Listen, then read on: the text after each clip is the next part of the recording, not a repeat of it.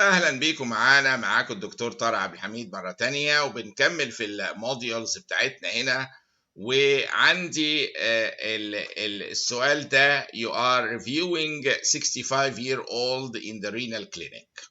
يعني واحد عنده 65 سنه في الرينال كلينيك، واضحه. He has been on hemodialysis for chronic kidney disease for the past 6 years. بقاله شغال على hemodialysis 6 سنين. What is he most likely to die from؟ يعني ال most likely cause of death في ايه؟ وحاطط hyperkalemia, malignancy, dilated cardiomyopathy, dialysis related sepsis, ischemic heart disease. هو شوفوا اتجاه الايه البسيط كده المبدئي يقول لك dialysis related ايه حاجه، ولكن الحقيقه ان الناس في السن ده most likely بيداي من heart disease, ischemic heart disease irrespective. يعني حتى الكرونيك رينال فيلير ممكن من الكومبليكيشنز اللي ممكن تحدث عندهم يحصل لهم بعض مشاكل ايه في الاسكيميا، زائد المشاكل الاخرى اللي عنده، زائد السن.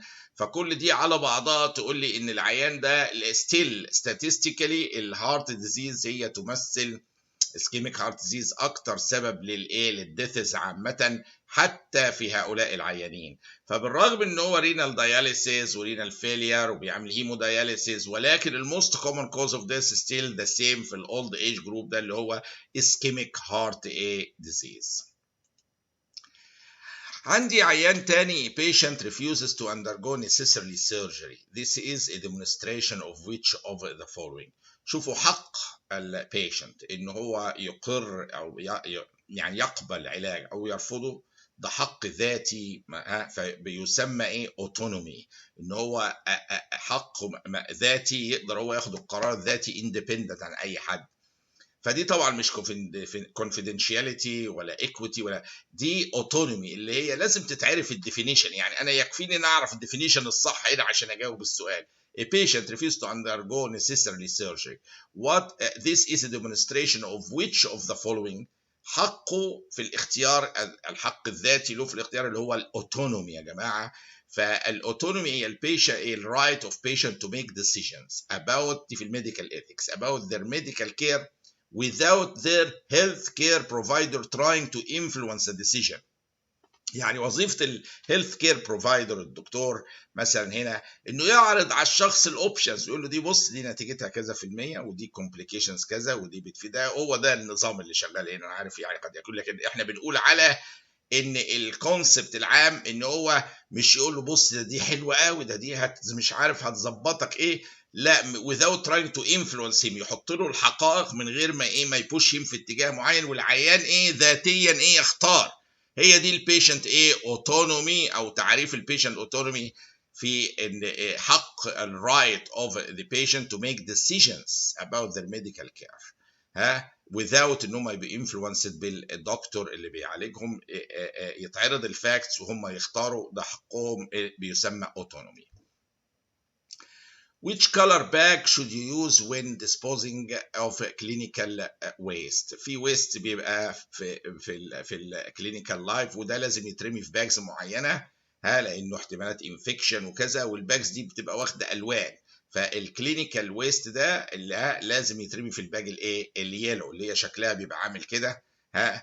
دي تيبيكالي يترمي فيها الحاجات اللي هي احتمالات تبقى هازاردس انفكتيف الى اخره، تتحط في الباجز اليلو. دي فاكت يعني مش اراء. يعني هنا عندي as regards the anterior pituitary the following are correct except. هو حاطط شويه حاجات هنا correct ما عدا واحده فغلط. هو بيقول regards of the anterior pituitary develops from the alimentary tract.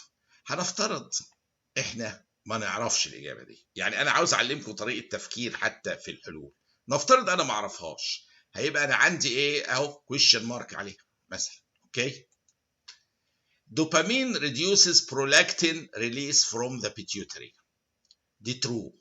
دي الدوبامين بيريديوس البرولاكتين ريليس من البيتيوتري جلاند. عشان كده الدوبامين انتاجونست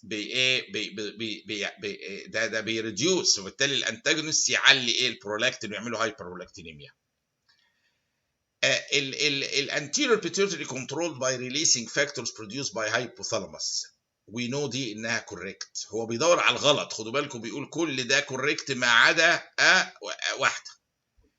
in short feedback loop gonadotropins reduces gonadotropin releasing hormone release. ده طبيعي في long feedback loop وشورت. شورت ما بين البيتيوتري والهايبوثالاموس، الجونادوتروفينز من البيتيوتري بالنيجاتيف فيدباك انهبيشن. ده قانون الدنيا عامه، بيبقى نيجاتيف فيدباك بتسبريس وريديوس الجونادوتروفين ريليس. فعلا هتلاقيها دايما مرسومه انها ليها نيجاتيف انهبيتوري افكت.